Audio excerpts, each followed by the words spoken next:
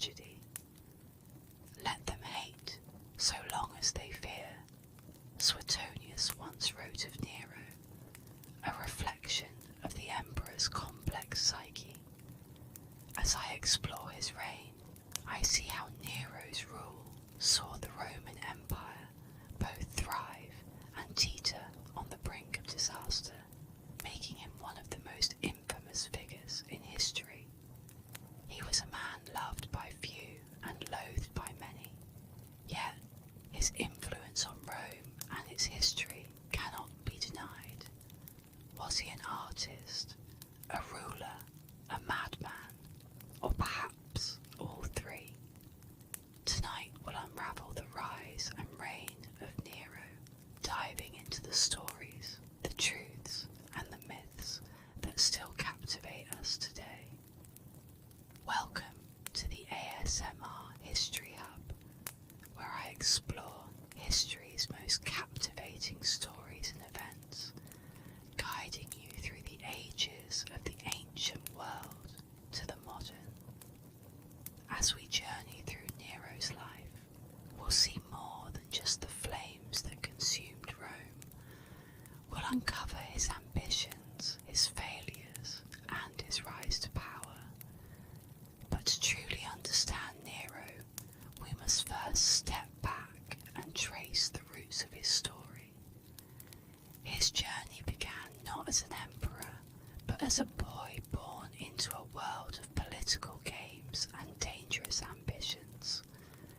Nero's story began not on the throne of Rome, but in the shadows of a powerful and ambitious lineage.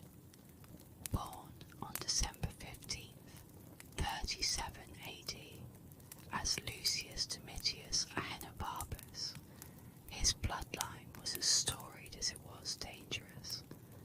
His father, Gnaeus Domitius Ahenobarbus, was a nobleman of old Roman stock, but it was through his mother, Agrippina the Younger, that Nero's future would be shaped. Agrippina was no ordinary woman. She was a direct descendant of Emperor Augustus, which instantly placed Nero in the centre of Rome's political stage from the day of his birth. The ambition coursing through his veins was undeniable, and as fate would have it, the woman who shaped his destiny was his own mother. Agrippina the Younger was nothing short of relentless. A widow by the time Nero was just 3 years old, she had already learned how to navigate the dangerous waters of Roman politics. She knew that if her son were to rise to greatness, it would be by her hand. Agrippina's ambition burned brightly, and she was determined that Nero would one day sit upon the throne of the empire. But this path to power was neither clear nor easy. Her marriage to Emperor Claudius in 49 AD would prove pivotal, a calculated move to ensure that Nero was positioned above all others in line for succession, including Claudius's biological son, Britannicus. This marriage was a masterstroke of political maneuvering. Agrippina became empress, and in 50 AD, Claudius adopted Nero, making him his heir and bypassing Britannicus. This was no small feat. Rome was accustomed to brutal power struggles, where bloodlines often mattered less than political alliances. But Agrippina had ensured her son's place in the future of the empire,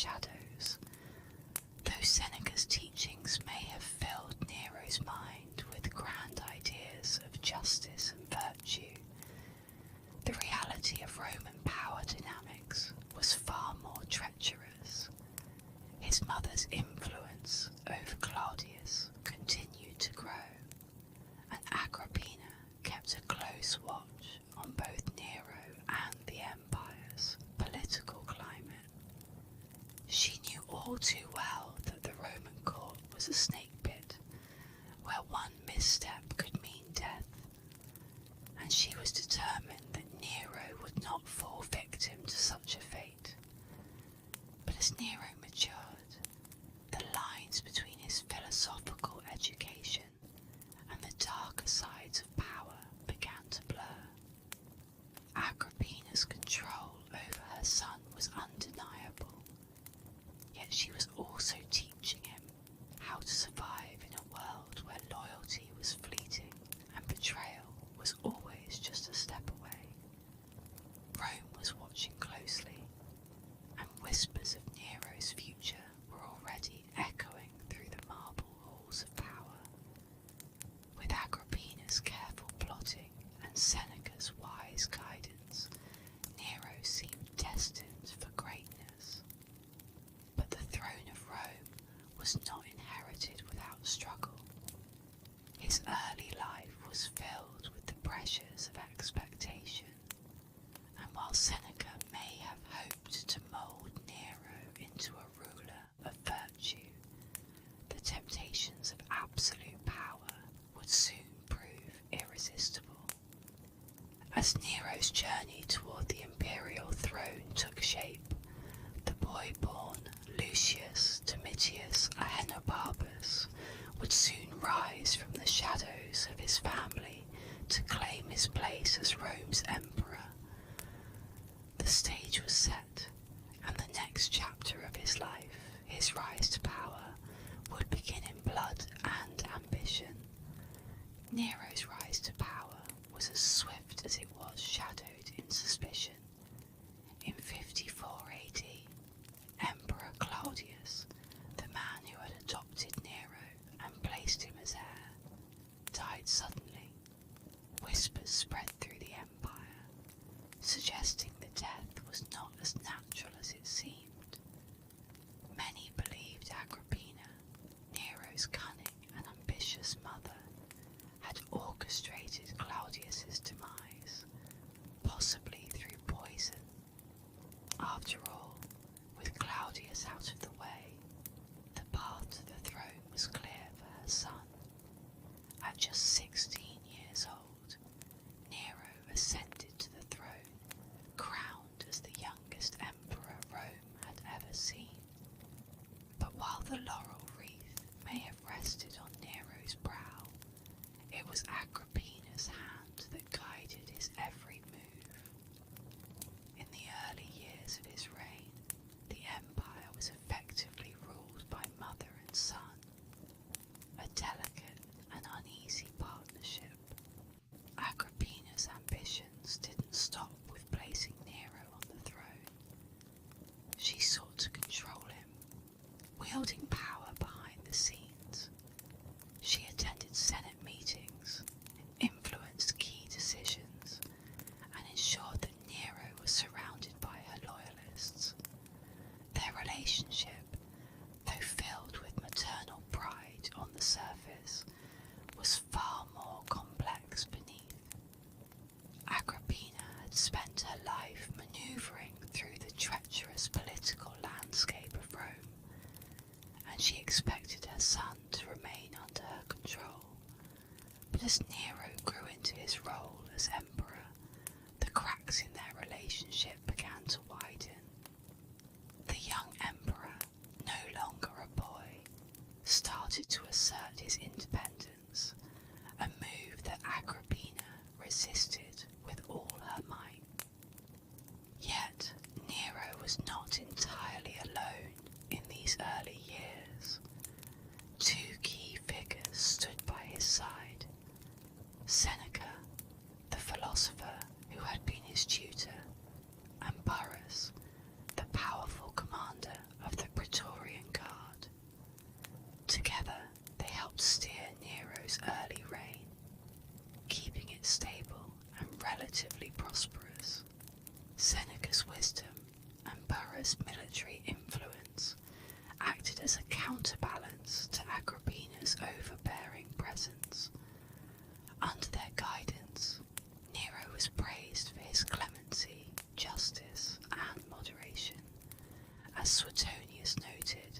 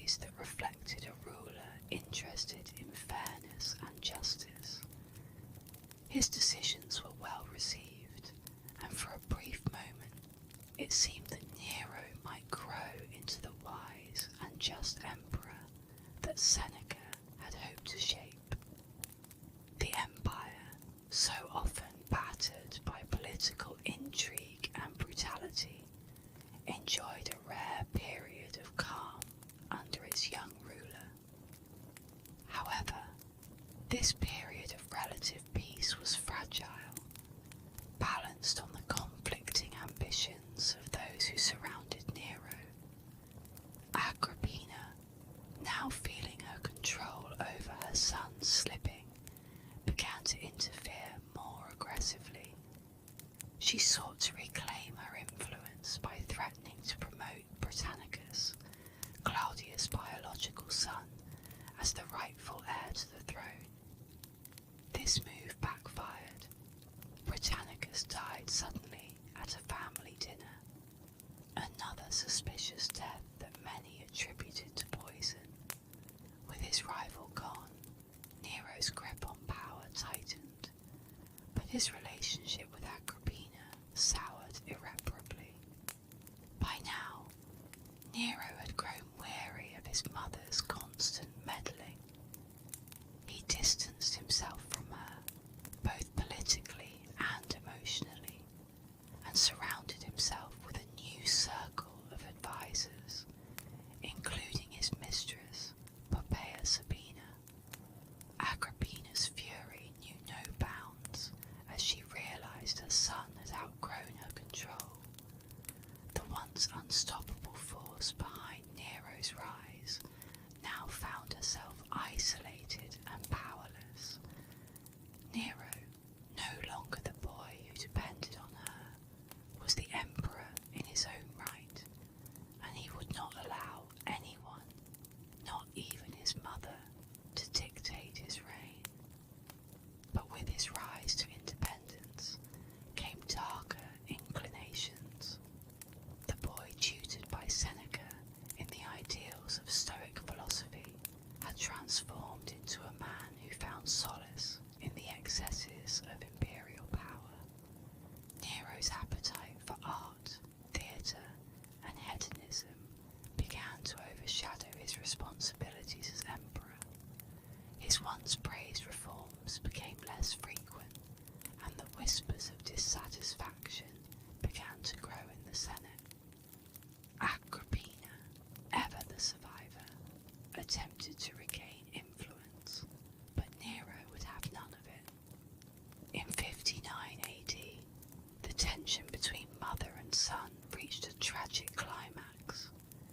Nero, determined to sever the last of Agrippina's influence over him, allegedly plotted her assassination. Accounts vary on how she met her end, but what is clear is that Nero no longer had any obstacles in his path. With Agrippina's death, he transitioned from the cautious, guided ruler of his early years to an emperor who would rule unchecked. The young man who had once been praised for his moderation had now tasted absolute power, and it would change him and Rome forever. Now, with Agrippina out of the picture, Nero's reign would take a sharp turn. The guidance of Seneca and Burrus could only restrain him for so long. As Nero embraced his growing sense of invincibility, he began to push the boundaries of his rule, setting the stage for his transformation into the emperor we remember today. One feared and reviled for his tyranny. But how does a ruler transition from a promising young leader to a despotic figure who would watch his own city burn? The answer lies in Nero's thirst for absolute power, a thirst that would consume both him and the empire. Let us now explore how Nero's rule evolved after he freed himself from all constraints and began to embrace his darkest impulses. The once close bond between Nero and his mother, Agrippina, had slowly unravelled into a tangled web of resentment and fear. Agrippina had been the architect of Nero's rise to power, pulling the strings from behind the scenes to ensure her son's place as emperor. But Nero was no longer the boy she could control. His affair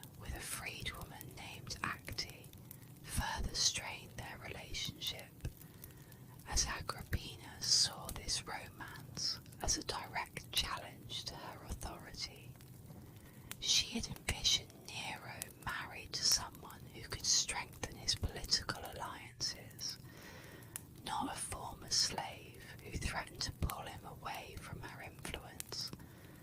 Their once unshakable partnership had now crumbled into a bitter power struggle. The final break between mother and son came in 59 AD, and it was nothing short of catastrophic.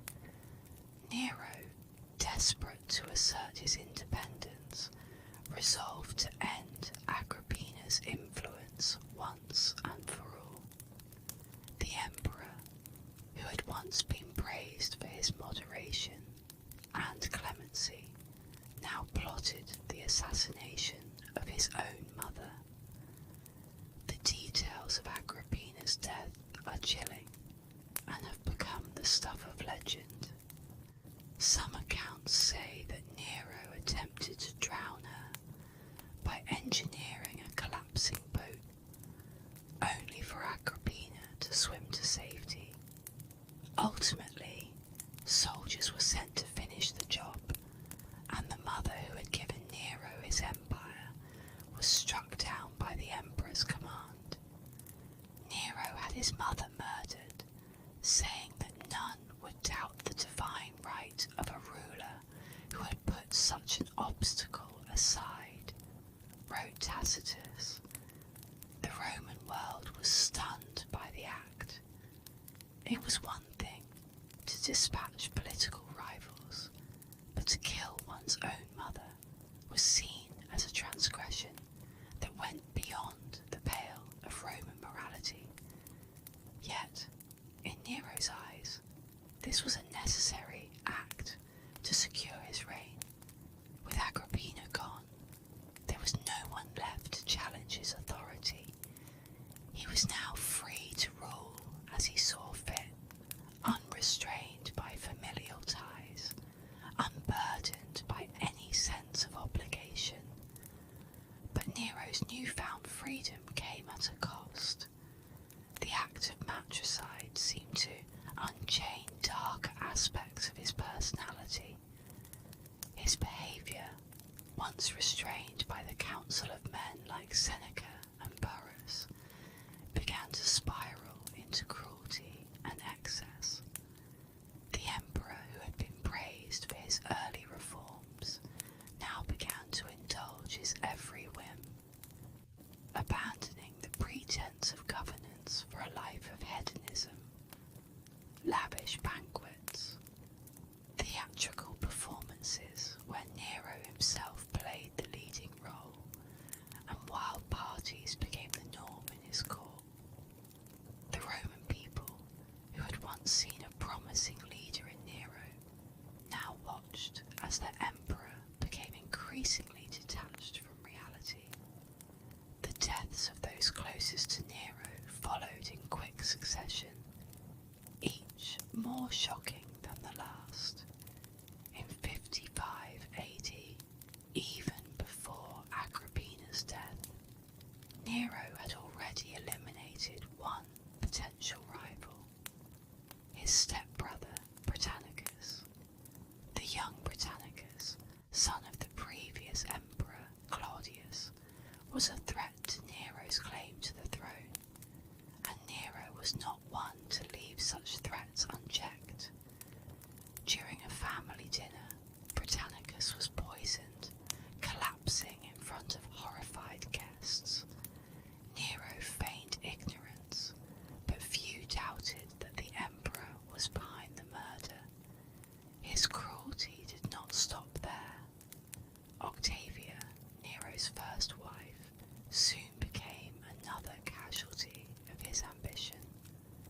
Married to Octavia as part of a political alliance, Nero grew bored of her and instead pursued his mistress, Poppaea Sabina. But divorcing Octavia was not enough for Nero. In 62 AD, he accused her of adultery, an accusation that was as false as it was deadly.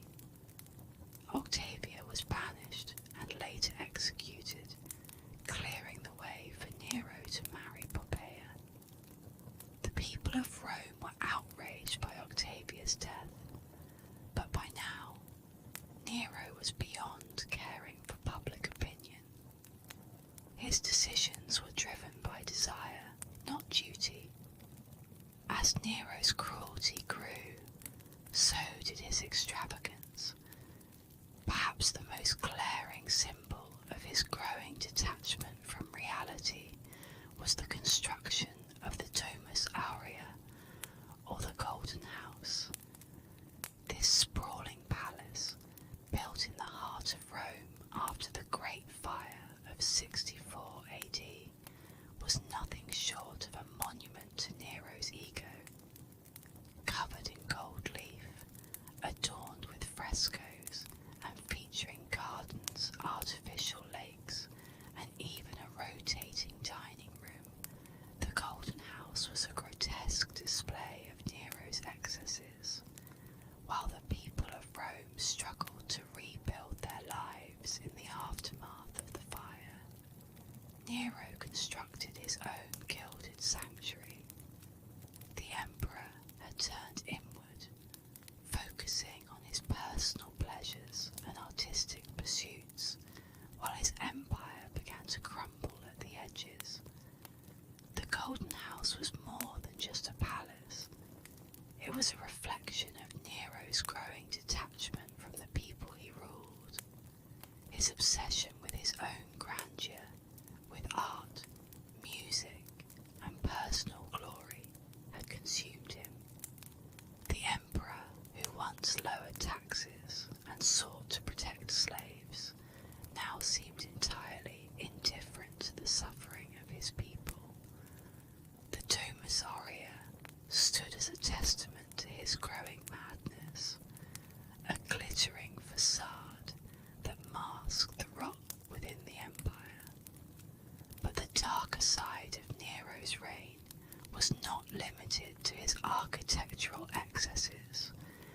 His cruelty extended to those who had once been his closest allies.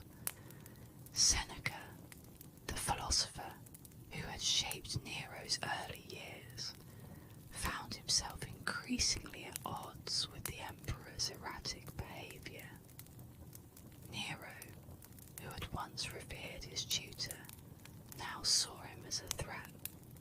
In 65 AD, Seneca was implicated in a conspiracy against Nero, and though there is little evidence to suggest Seneca was involved, Nero ordered his former mentor to take his own life. Seneca's calm acceptance of his fate stood in stark contrast to the chaos that surrounded Nero's court. Nero's transition to absolute power had been marked by murder, betrayal, and unchecked ambition. The boy who had been tutored in philosophy and praised for his early reforms had become a tyrant in every sense of the word. His reign, once full of promise, now reeked of fear and paranoia. The deaths of his mother, his stepbrother, his wife, and his former mentor marked the end of any semblance of stability in Nero's rule.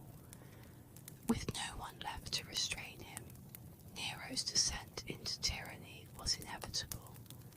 The emperor who had once shown clemency now wielded his power with cruelty and caprice. Rome, once the heart of a mighty empire, had become a stage for Nero's increasingly erratic and dangerous behaviour. But the story of Nero's reign does not end with his transition to absolute power. It was only the beginning of his descent into madness and tyranny, a spiral that would engulf not only the emperor, but the empire itself. In the years to come, Nero would make decisions that would not only tarnish his legacy, but lead to the downfall of the Julio-Claudian dynasty. Let us now turn to the final, darkest chapter of Nero's rule, July of 64 AD, a catastrophe unfolded that would forever be etched in the annals of Roman history. On a warm summer night, a small fire ignited in the bustling merchant district of Rome. What began as an isolated incident soon spiraled into an inferno that raged uncontrollably through the heart of the city.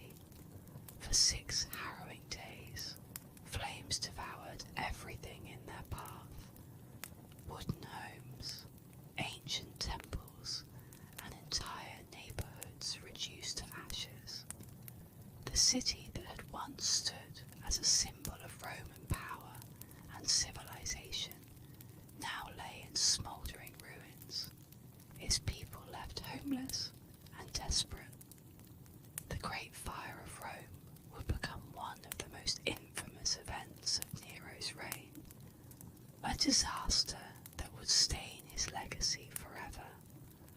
As the fire tore through Rome, stories spread like wildfire themselves, and one name was whispered on the lips of survivors: Nero. Suspicion fell quickly on the emperor. After all, the flames had conveniently cleared vast swathes of land that Nero would later use to build his extravagant palace, the Domus Aurea, the Golden House. The people's faith in their ruler, already shaken by his erratic behaviour, now turned to outright distrust. Some claim to have seen Nero watching the flames from the safety of a nearby tower, his face illuminated by the glow of the burning city. Others whispered that he had even played his lyre and sung of the fall of Troy, as if revelling in the destruction. It was said that Nero watched the city burn, singing about the fall of Troy, but whether this was true or merely a story concocted later is unknown, wrote the historian Tacitus. While the image of Nero playing music amidst the devastation has persisted through the centuries, it is likely more symbolic than factual, a reflection of how detached the emperor had become from the suffering of his people. Yet, whether or not Nero actually witnessed the fire with a song on his lips, the damage to his reputation had been done.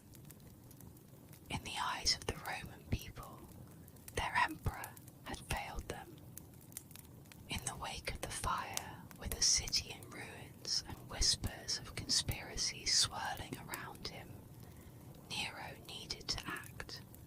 But rather than take responsibility or console his grieving citizens, he sought to shift the blame. Desperate to deflect attention from himself, Nero found a convenient scapegoat: the Christians. At the time, this small and largely misunderstood religious sect was growing in influence, but it remained on the fringes of Roman society. Nero seized the opportunity to channel the anger of the people toward this new and mysterious group. What followed was one of the earliest and most brutal persecutions of Christians in the Roman Empire. Nero accused them of starting the fire, branding them as enemies of the state. Hundreds were rounded up, tortured, and executed in the most horrific ways imaginable. Some were torn apart by wild animals in the arena, while others were covered in tar and set ablaze to light Nero's gardens by night. The cruelty of these acts was shocking, even by Roman standards, and while it may have temporarily shifted attention away from Nero, it also revealed the depths of his growing ruthlessness. Nero's response to the fire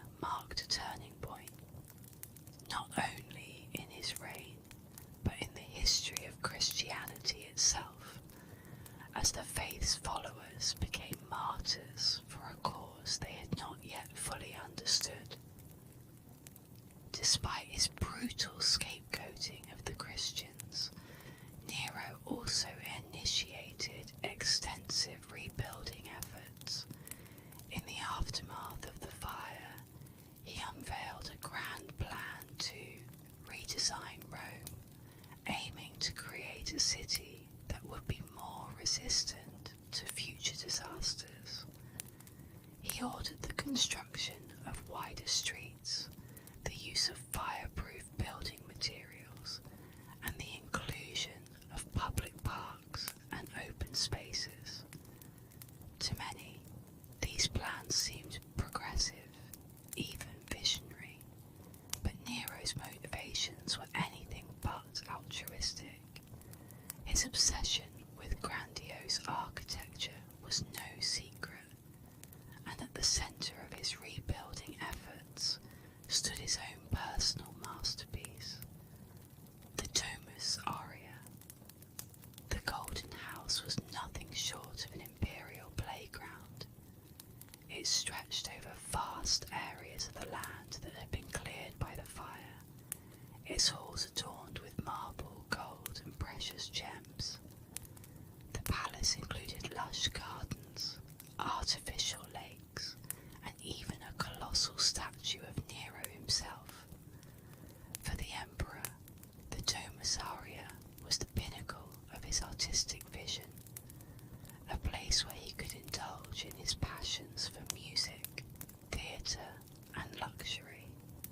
But for the people of Rome, it was an abomination. While they struggled to rebuild their homes, Nero had constructed a monument to his own ego. His detachment from the suffering of his citizens was now clearer than ever, and the once popular emperor became a figure of growing resentment. As Rome rose from the ashes, so too did the anger of its people. The fire had revealed more than just Nero's artistic ambitions. It had exposed his cruelty, his excesses, and his disregard for the very city he ruled. The emperor, who had once been praised for his moderation, now seemed more interested in building golden palaces than governing his empire. The city may have been rebuilt, but the trust between Nero and the Roman people had been irrevocably broken. Historians have long debated Nero's true involvement in the Great Fire of Rome. Did he orchestrate the disaster to clear the land for his palace, or was it simply a tragic accident that he opportunistically used to further his own designs? The truth remains elusive, hidden beneath layers of myth and propaganda. What is clear, however, is that the fire marked a critical turning point in Nero's reign. From this moment onward, the emperor, who had once been guided by his advisors and restrained by his mother, would begin his full descent into tyranny. Nero's reputation, already marred by the death of his mother and his extravagant lifestyle, now bore the weight of Rome's suffering. The emperor had not only lost the trust of his people, but he had also alienated the Senate and the upper echelons of Roman society. The whispers of dissent that had begun after Agrippina's death had now grown into open discontent. Rome was rebuilding, but the cracks in Nero's rule were widening with every passing day. And as Nero continued to lose his grip on reality, he sought to consolidate his power in increasingly brutal ways. His paranoia grew, and with it, the list of those he deemed threats to his rule. From political rivals to former friends, none were safe from the emperor's wrath. Nero's descent into tyranny had begun, and Rome would soon find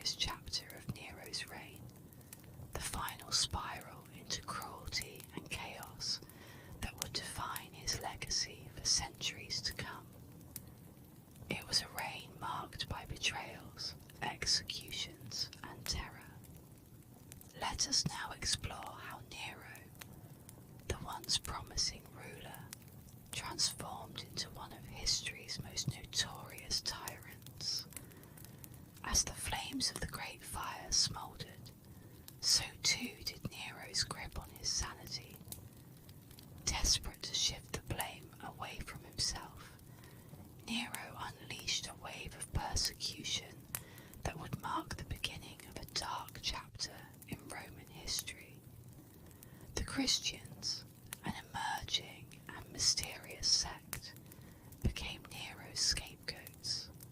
To the Roman elite, Christianity was an enigma, with strange rituals and an unwavering devotion to their God. Nero seized upon the fear of the unknown, accusing the Christians of setting the fire that had devastated the empire's heart. The ensuing persecution was brutal and merciless. Hundreds were rounded up and executed in nightmarish spectacles designed to entertain and terrify. Tacitus, the Roman historian, offers one of the earliest recorded mentions of Christians in Rome. He describes how Nero subjected them to grotesque forms of punishment.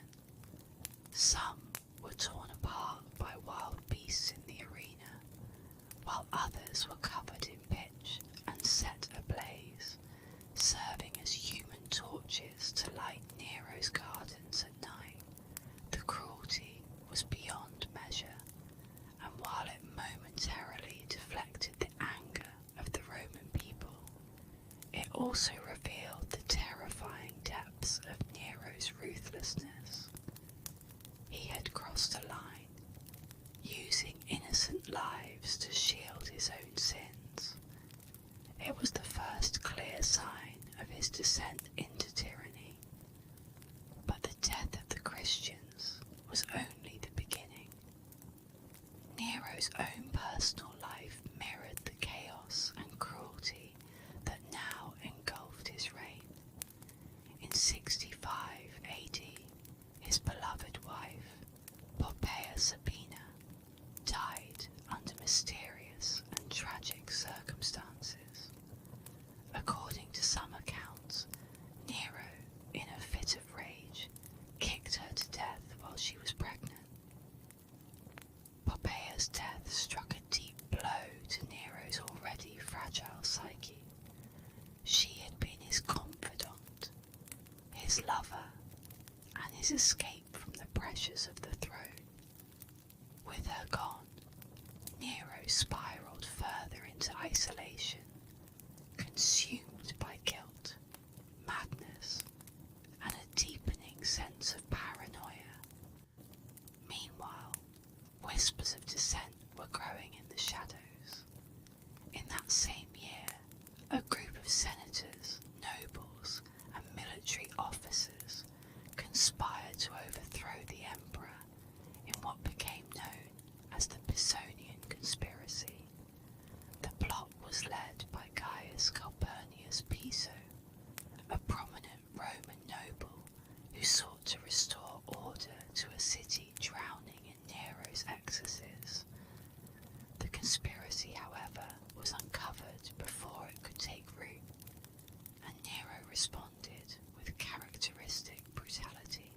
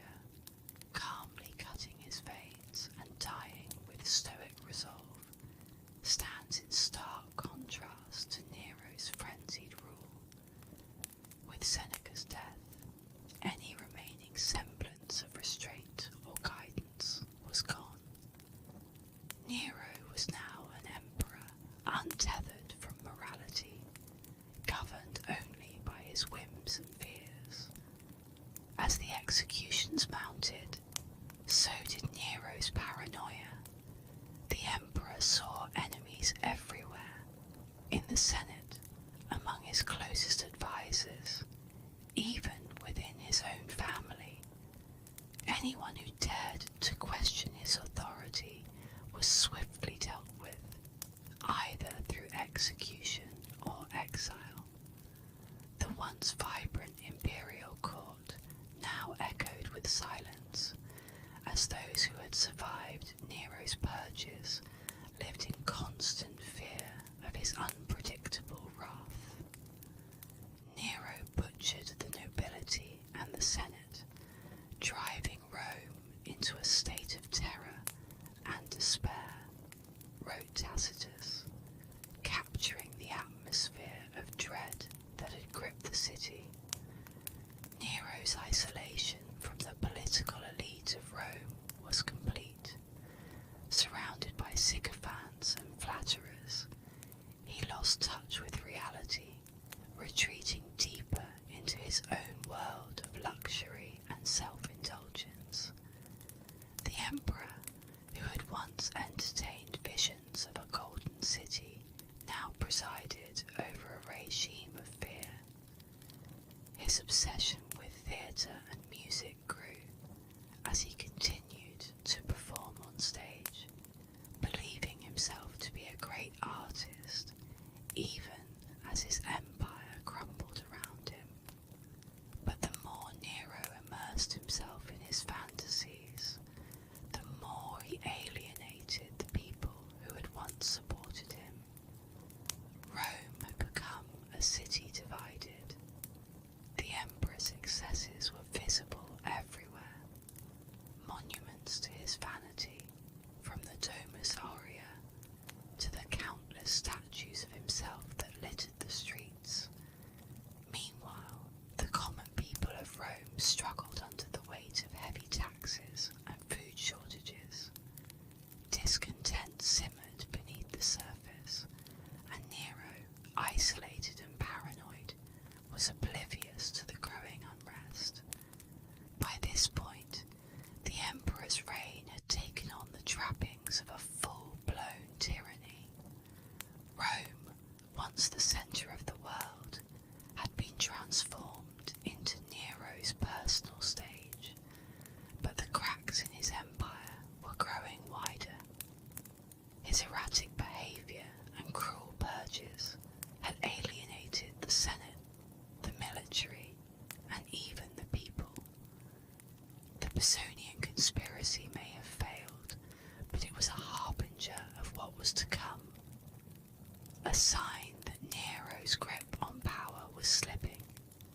As Nero retreated further into his world of excess and paranoia, his enemies grew bolder. In the shadows of the empire, another plot was forming, one that would not be so easily crushed. Nero's reign of terror was reaching its final act, and the stage was set for his ultimate downfall. The emperor, who had once ruled with promise and ambition, would soon find himself betrayed by the very forces that had once propped up his regime.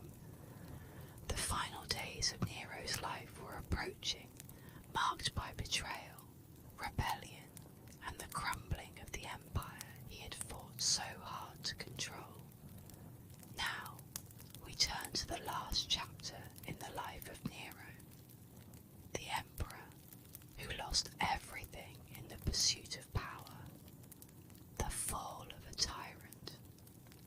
Nero's reign, once filled with promise and ambition, began to unravel rapidly in the final years of his life.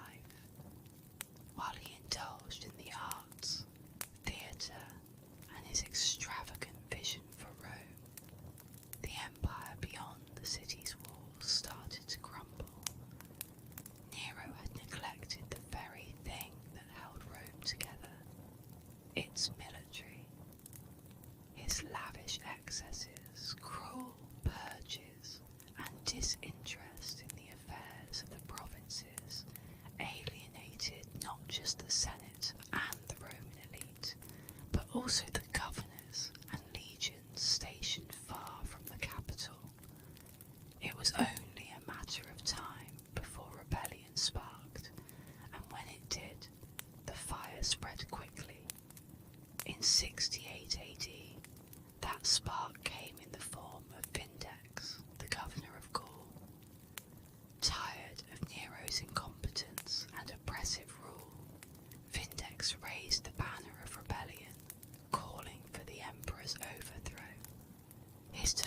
This was a signal to other discontented provinces, and soon revolts flared up across the empire.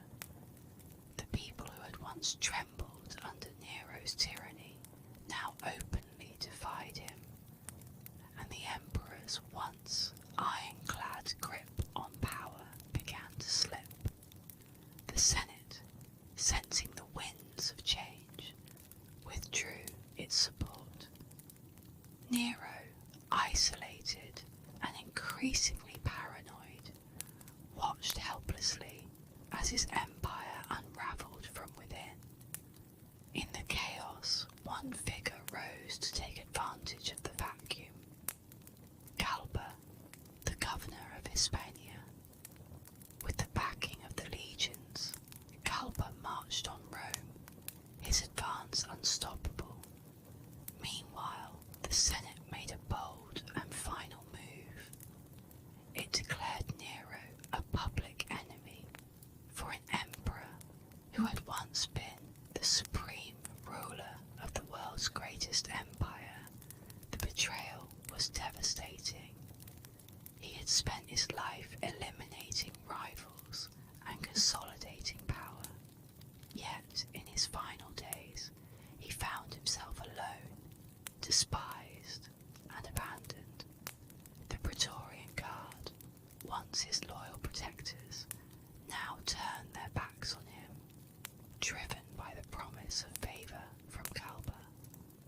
Desperate and humiliated, Nero fled Rome under the cover of darkness. He sought refuge among a handful of remaining loyalists, but as the walls closed in, it became clear that there was no escape.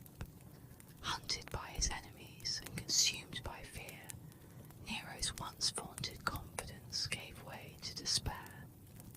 In a villa outside Rome, he was cornered, and with no options left, Nero chose the only path he believed remained: death. On June 9th, 68 AD, Nero took his own life, assisted by a freedman as he faltered. His final words, spoken with a mix of regret and self-pity, have echoed through history. Qualis artifex pareo, what an artist dies in me. Even in his final moments, Nero's thoughts were not of the empire he had lost, but of his own perceived genius, the artist whose brilliance would be extinguished forever. His death marked the end of the Julio-Claudian dynasty, and with it, an era of Roman history came to a close. Yet, even in his death, Nero's shadow lingered over Rome. His fall was greeted with relief by many, but his memory would continue to haunt the empire for years to come. The man who once ruled the world's greatest empire had died, not with a blaze of glory, but with the quiet, tragic whimper of a ruler who had lost everything. But what remained of Nero's legacy? Was he truly the monster history remembers him as? Or were the stories of his cruelty and excess exaggerated by those who came after? Let us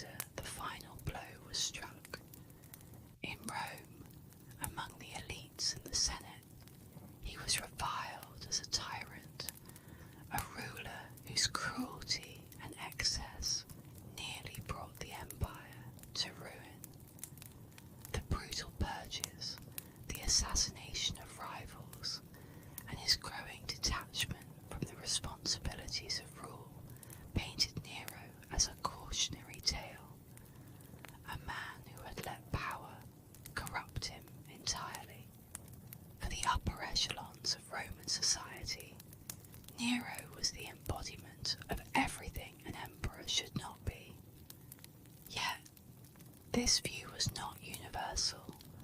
In the eastern provinces of the empire, where Nero had been more distant and his lavish artistic performances had left a different mark, his memory was not tainted by the same hatred. Among the common people, particularly in the East, Nero was remembered more fondly. Some saw him as a benevolent figure, one who had championed the arts and entertained the masses.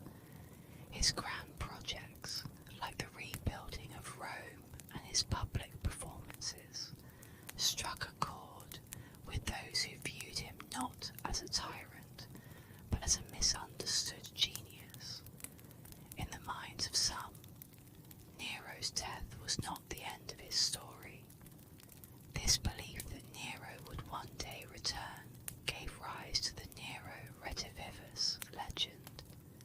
For years after his death, rumours swirled that Nero had not truly died, but had gone into hiding, waiting for the right moment to reclaim his throne. It was said that he would come back to Rome, not as the cruel tyrant remembered by the Senate, but as the great ruler and artist many believed he could have been. This myth of Nero's return persisted, with at least 3 individuals claiming to be Nero reborn in the years following his death. The legend of Nero's resurrection reflects the deep divide in how he was perceived. A ruler who inspired both fear and hope in equal measure. But much of what we know about Nero's reign comes to us through the lenses of ancient historians, whose portrayals of the emperor have shaped his legacy for centuries. Tacitus, Suetonius, and Cassius Dio, the great chroniclers of Roman history, painted a picture of Nero as a ruler consumed by madness and cruelty. Their accounts are filled with stories of Nero's excesses, his lust for power, and his indifference to the suffering of his people. The memory of Nero lived on, both in fear and in hope, for many believed he would rise again, wrote Cassius Dio, capturing the complexity of Nero's posthumous image. Yet, these historians were not without bias, writing after Nero's death, often under new regimes that sought to distance themselves from his reign. They may have exaggerated or selectively highlighted his faults to paint a more villainous picture. Modern scholars debate how much of what we know about Nero is fact and how much is myth. His association with the Great Fire of Rome, for instance, has been questioned by historians. Was Nero truly the monster who played his lyre while the city burned? Or was he simply a ruler who became an easy target for blame after a natural disaster? Nero's legacy is one of contradiction. To some, he remains the archetypal tyrant, a warning of the dangers of unchecked power. To others, he is a misunderstood figure, an artist emperor who, despite his flaws, tried to leave a lasting cultural legacy. But regardless of how history remembers him, Nero's story continues to fascinate, a tale of ambition, cruelty, and the price of power. As we bring our journey through Nero's life to a close, we are left to wonder, was he a villain shaped by history, or simply a ruler undone by his own human flaws? Let us now reflect on the life of Nero and the lessons his reign offers for rulers, then and now. Nero's life was a whirlwind of ambition, excess, and tragedy. a story that continues to fascinate me as I delve deeper into his reign. From the very beginning, he was a complex figure, one who defies easy categorization. Was he truly the villain that history remembers, or was his reputation carefully crafted by those who sought to erase his mark on the Roman Empire? It's a question I find myself reflecting on time and again. There's no denying that Nero's later years were marked by cruelty, betrayal, and a descent into madness. His reign became a cautionary tale of how absolute power can corrupt even the most promising of leaders. The bloodshed, the political purges, the spectacle of his public performances. These are the images that dominate the historical record, thanks to figures like Tacitus, Suetonius, and Cassius Dio. But as I've explored his story, I've also considered the possibility that Nero was a man misunderstood, his actions exaggerated and twisted by those who wanted to distance themselves from his legacy. In the early years of his rule, Nero showed glimpses of the emperor he might have been. He enacted reforms, worked to protect the lower classes, and sought to enrich Roman culture through the arts. Yet, as power took hold of him, so did the darker impulses that ultimately defined his reign. I can't help but think that Nero was caught in the tension between his artistic ambitions and the brutal realities of being emperor. His love for music and theatre clashed with the demands of an empire that required cold, strategic leadership. An empire that, in the end, would break him. As we reflect on Nero's legacy, I'm reminded of the complexity of history itself. Nero was not just a tyrant, he was an artist, a dreamer, and a man consumed by the very power he sought to control. His downfall serves as a reminder that history's most infamous figures are often far